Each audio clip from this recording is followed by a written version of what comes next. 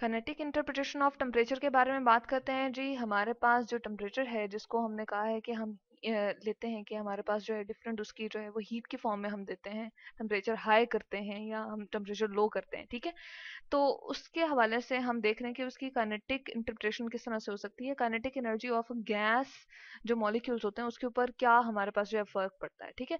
Kinetic molecular theory जो हमें कहती है कि हम जब गैस लेते हैं, ठीक है, तो उसके मॉलिक्यूल्स जो होते हैं या पार्टिकल्स होते हैं, जो भी उसके अंदर एटम्स वगैरह जो भी अवेलेबल हैं, वो क्या करते हैं, वो रेंडमली मूव कर रहे हैं। कोई इधर जा रहा है और फिर इस तरफ को मूव कर रहा है, ठीक है। कोई इसी तरह से इधर जा रहा है और फिर इस तरफ को मूव कर रहा है। इसी तरह से इसकी मूवमेंट जो है यूं करके इस तरफ को हो सकती है, ठीक है। यानी कि वो डिफरेंट डायरेक्शन में जो है वो मूव करते रहते हैं। तो गैस के मॉलिक्यूल्स बेसिकली इसी तरह से होते हैं कि वो अपनी डायरेक्शंस को क्या करते रहते हैं जी, चेंज करते रहते हैं। ये हमने लिखा गैस, ठीक है, रेंडमली मूव कर रहे होते हैं। अब होता क्या है, एक दूसरे से कोलाइड भी करते हैं कि ये मॉलिक्यूल यूं जाके इस तरफ को आया तो ये इतनी देर में यहाँ पहुंचा तो इसके साथ कोलाइड कर जाएगा। जब एक दूसरे के साथ कोलाइड कर रहे होते हैं तो यकीनन अगर हम इसके आसपास क्या बना दें, एक वॉल बना दें, यानी कि हम एक चैम्बर सा बना दें इस तरह से, ठीक है। एक हमने जो है वो बॉक्स सा ले लिया है, ये उसके अंदर हमने इस गैस को इनक्लोज कर दिया है, तो क्या होगा, ये उसकी ये जो वॉल्स हमने हर तरफ बनाई हैं उनके साथ भी कोलाइड करेंगे, ये मूव करते रहेंगे और उनके साथ भी टकराएंगे।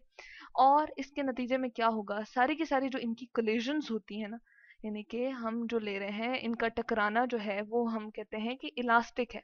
देखिए जितना ये मोमेंटम उसके ऊपर ट्रांसफर करते हैं एक किसी मॉलिक्यूल के ऊपर, वो उतना ही उसके ऊपर दोबारा से वापस अप्लाई करता है। बिल्कुल इसी तरह से वॉल्स के साथ भी है, ठीक है। तो कोलिजन, इस तरह की कोलिजन जिसमें हमारे पास क्या होती है, उनकी काइनेटिक एनर्जी या उनकी हरकत की एनर्जी जाया नहीं होती, बल्कि इक्वली उनको वापस मिल जाती है, किसी और जगह जो है दूसरे मॉलिक्यूल को ट्रांसफर हो जाती है, ठीक है।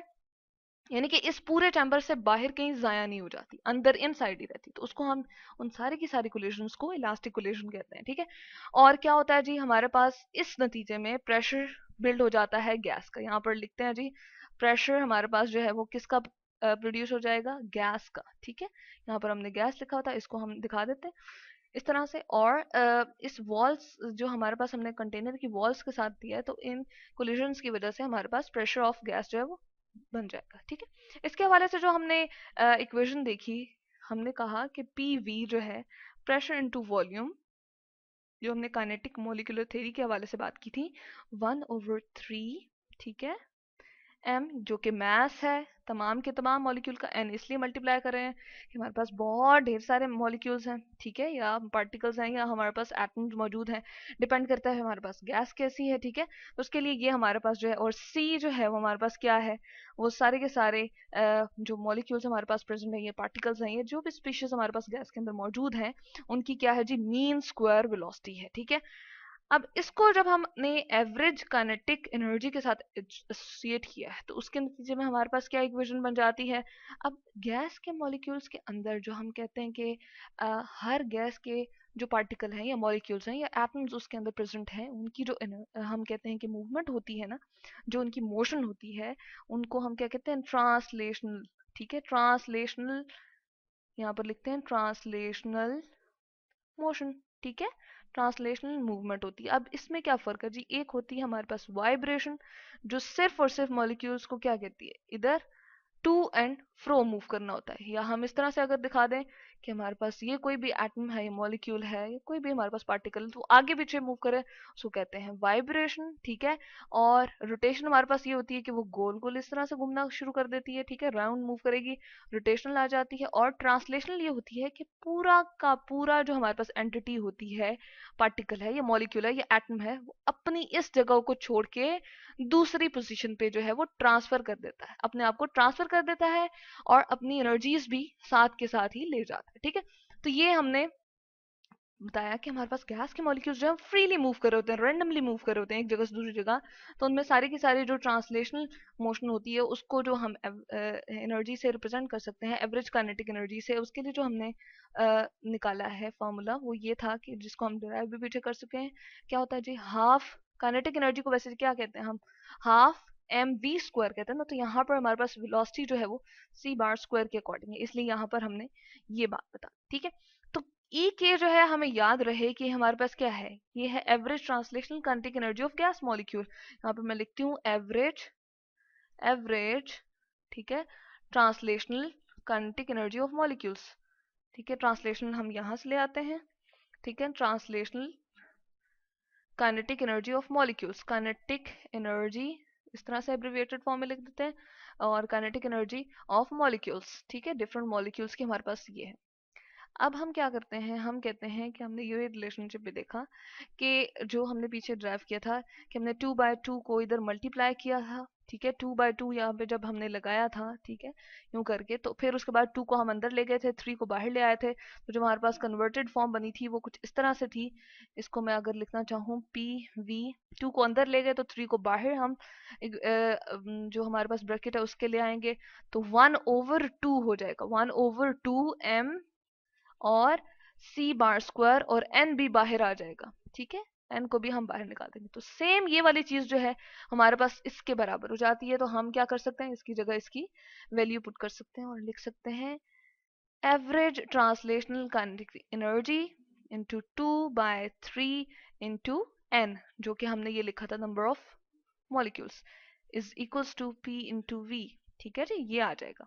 अब हम n को जो है वो कंसिडर कर लेते हैं, इधर साइड पे हम लिख लेते हैं n जो है वो एवोगैड्रोस नंबर है, उसके इक्विवेलेंट जब हम लेते हैं तो ये क्या बन जाएगा, इसकी जो फॉर्म है हमारे पास थोड़ी सी और चेंज हो जाएगी, और ये बन जाएगा हमारे पास pv 2 by is equals to 2/3 na e k।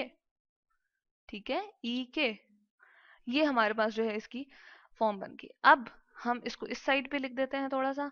हम कहते हैं कि हमारे पास पी वी जो है वो क्या है, पी वी बराबर है, जब हमारे पास एन आर टी हम लिखा करते हैं ना, तो आर टी हम इसलिए लिख रहे हैं यहाँ पर, आर टी हमने लिखा जब एन हमारे पास क्या हो, 1 मोल ही हो। ठीक है, 1 मोल होगा तो उसको हम बीच में 1 कंसिडर, अगर 1 यहाँ पर लगाएंगे तो हमारे पास क्या होगा, आर टी के पी वी जो है वो आर टी के बराबर होगा। बिल्कुल इस तरह से P V is equal to 1 into R into T आएगा, तो 1 इंटू आर टी करते हैं तो हमारे पास क्या आ जाता है जी, आर टी आ जाता है सिंपली। ठीक है, तो ये आ गया हमारे पास।